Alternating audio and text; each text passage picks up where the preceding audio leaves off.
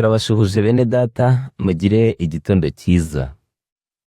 Muri iki gitondo tugiye gukomeza ibyigisho byacu nk'uko tubisanzwe, nkaba ndi kumwe na Aimable Nshimiyimana na Nzabamwita Pierre. Reka rero mbere ya byose tubanze twiragize Imana dusenge. Mubyeyi mwiza, tugushimiye urukundo rwawe ruramukanye natwe muri iki gitondo. Tugusabye imbaraga mvajuru, imbaraga y'umwuka wawe wera, kugira ngo ijambo ryawe tugiye kwiga rihindure imibereho yacu, rihindure imitima yacu, rihindure ubugingo bwacu, maze tube umucyo umurikira amahanga. Kandi ubwo Kristo agiye kugaruka, azasanga turi mu mwanya mwiza, mu ruhande rwiza, mu izina rya Yesu, amen. Murakoze. Tugiye gukomeza rero n'icyigisho cya karindwi, n'icyigisho kitubwira ngo imbaraga iri mu kwihana. Imbaraga iri mu kwihana. Dufite isomo riboneka muri Yona ibice 2 umurongo wa 7. Haragira hati: ubwo umutima wanjye wiheberaga mu nda, nibutse Uwiteka, no gusenga kwanjye kwakugezeho mu rusengero rwawe rwera. Hano tufite igitabo cyitwa inyandiko z'ibanze. Reka twumve amagambo batubwiye. Ubuhamya bukomeye cyane amaherezo y'itorero ashingiyeho bwahawe agaciro gake, niba butarirengagijwe bwose uko bwakabaye. Ubu buhamya bugomba gutera kwihana kwimbitse. Abazabwakira bose bataryarya bazabwumvira, kandi buzabatunganya. Biboneka mu nyandiko z'ibanze ku ipaji ya 270. Aimable, reka tuguhe umwanya gira icyo tubwira kuri aya magambo.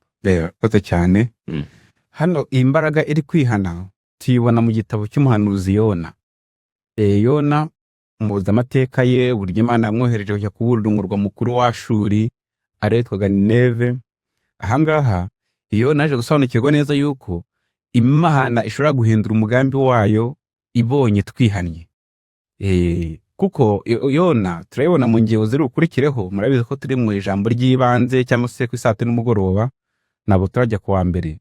Imana amahaye ubutumwa ngo bushyire abantu b'i Nineve yuko nyuma y'iminsi 40 uwo murwa ukomeye wari kurimbuka. Ariko bamaze kwihana bisubiyeho bagarikiye Imana, Imana itihindura umwanzuro wayo. Imana yahindiye umugambi wayo. Rero tugiye kubona uburyo kwihana gukubiyemo imbaraga ikomeye, uko ni kwihana nicyo kintu cyonyine gishobora guhindura umugambi w'Imana. Urakoze cyane, kandi koko birumvikana. Ubundi Imana tuzi ko itwisubiraho, ntabwo yisubiraho, nta nubwo ijya yihana, kuko ibyo ikora biba biri mu murongo mwiza wo gukiranuka. Ariko hano tubonye yuko kwihana, igikorwa cyo kwihana iyo kibayeho, Imana ishobora kwisubiraho igahindura imigambi yayo. Dukomereze rero no ku ngingo kuwa mbere. Ingingo kuwa mbere iravuga ngo ifungura rigosora. Iyi ngingo yerekana ikintu gikomeye cyane Imana ikora. Tuzi ko hasanzweho ishungura ryonyine, ariko noneho ngiri ryo riteye ubwoba. Ni ishungura rikomeye kuko ryo rigerekaho no kugosora. Hano iri shungura tugiye kurebera ngaho mu gihe mwende data ari kuramura Amosi cyo cya 9 ku murongo wa 9, tugiye kureba impamvu y'iri shungura, yuko Imana iridukorera kugira ngo irebe niba twakwitekerezaho tukayigarukira. Usomeye muri Amosi.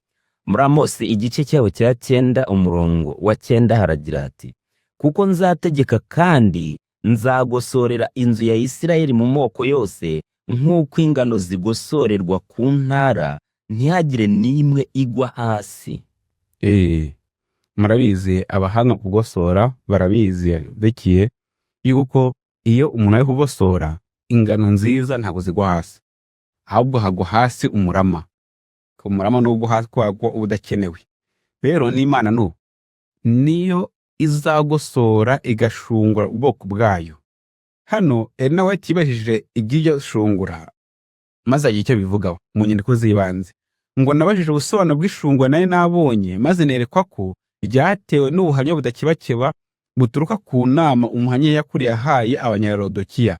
Ubu buhamya buzagira icyo buhindura ku mutima w'uzabwakira, kandi buzamutera kwerereza ukuri no kugushyira ku mugaragaro. Bamwe ntibazatanga ubuhamya bwahuranyije, bazahagurukira kuburwanya, kandi nicyo kizatera ishungura mu bwoko bw'Imana. Ikizatera ishungura ni uko ubuhamya buhamagarira abantu kwihana. Murabizi ubuhamya bw'umuhamya w'ukuri wo guhamya ubuva mu byahishuwe bwahawe Nyarodokiya. Ungure umuto wo gusiga ku maso, ungure w'umwambaro wera, mbese ni ubuhamya buduhamagarira kwihana no kwiyunga n'Imana. Rero ubuhamya impamvu buzatera ishungura ni uko abantu benshi bazaburwanya. Kubera iki? Kuko badashaka kwihana. Nyamara hano turabonamo neza muri iyi ngingo y'uko impamvu Imana izatuma iri shungura ribaho ni ukugira ngo irebe niba twayigabikira. Ibyumvikana ni uko iri shungura ari ukubera inyungu zacu. No kubera inyungu zacu niyo mpamvu rizabaho. Wenda nawe uragira icyo bivuga kugira ngo tube kuri iyi ngingo, ariko tubonye neza yuko iri shungura rizabaho kugira ngo Imana irebe niba twayigarikira, maze ikaduha ibyiza biruseho.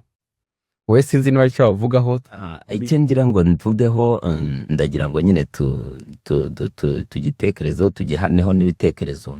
Hari abantu benshi njya numva hanze bavuga ngo iyo umuntu agaragayewemo n'imbaraga yo kwihana ngo itorero riramuca. Ibi bintu tubitekerezeho, tugire n'icyo tubivugaho kandi abantu babyumve. Kuko itorero rishobora guca umuntu ugaragaweho n'imbaraga yo kwihana. Ni ikibazo ndimo kwibaza muri aka kanya. Koko nanjye ubyumviseho, ariko mu by'ukuri bene abo ngabo iyo ugenzuye neza usanga aba atari kwihana gusanzwe, maze itorero ryaguca wihane. Ahubwo n'iki itorero amagarira twese korera itorero, nanjye ndikiri duhamagarira rwose, kuko usanga n'umugambi w'ibibwirizwa ari ukugira ngo twihane.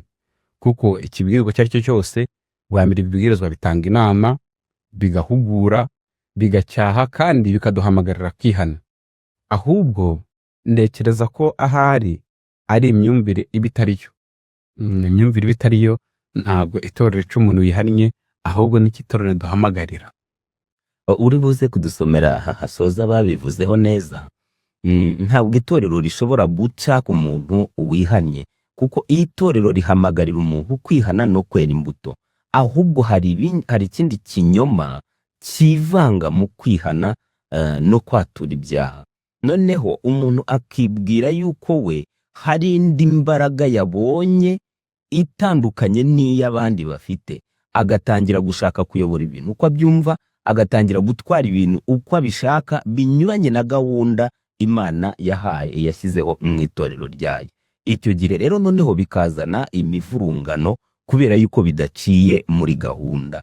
Icyo gihe rero biba binyuranye na gahunda y'Imana, niyo mpamvu bitera intambara mu bantu, ibigende nk'uko Imana yagenze gutera yabiteguye. Icyo kintu uvuze uko nicyo usanga hari abantu nishyirira baniyongeraho n'agaciro yishwa kabo. Ngo niba nihannye uko biri kose ndi Imana yanyeka ko yemeye kwihana kwanjye. Nyamara tujya kubisoma ngaha n'amagambo tugiye gusorezaho, wenda dukurikiye babirege, tujya kubisoma ngaha amagambo tugiye gusorezaho. Ariko ubundi kugira ngo Imana ibuhamirize yuko kwihana kwa yakwakiriye, yuko wababariwe, ikimenyetso gikomeye cyane nuko wizera yuko wababariwe, ukera imbuto. Ukera imbuto. Hano ravuga ngo Imana iri gushungura ubwoko bwayo, izagira itorero ritunganye kandi ryera. Ntidushobora gusoma ibiri mu mutima w'umuntu, ariko Umwami Imana yatanze uburyo bwo kurinda itorero rye ngo ribe ryera. Aba bantu bashayishije mu bibi barahagurutse kandi ntibashobora kubana n'ubwoko bw'Imana. Basuzuguye gucyahwa kandi bashaka gukosorwa. Bahawe amahirwe yo kumenya ko urugamba barwana ari uwo gukiranirwa. Bahawe igihe cyo kwihana ibibi byabo, nyamara inarijye yabo barayikunze ku buryo bakwemera gupfa kubera inarijye yabo. Nuko ngo wanze kwihana amahitamo kuhima. Rero Amerika tugire kwihana nyakuri, kandi iri shungura ritugirira akamaro, si ibigeragezo. Ishungura ariko ubundi wanga si ibigeragezo, ahubwo ni ishungura ritufasha kugira ngo twisuzume.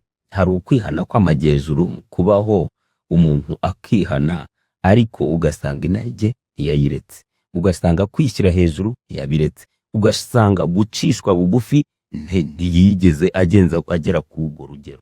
Noneho ugasanga kwihana kwe ahubwo kuri kugushinja abandi ko ari bo banyamafuti. Akabona abandi ari bo aho kwibona ko ari we munyamafuti, ahubwo akabona abandi ari bo banyamafuti. Icyo gihe rero uko kwihana nako ntabwo kuba guhuje n'ijambo ry'Imana. Yego. Kwihana ni ukwirebaho gutyo. Yego. Dusorera ahangaha ingingo y'uyu munsi, kandi Uwiteka Imana adushoboze kugira ukwihana nyakuri.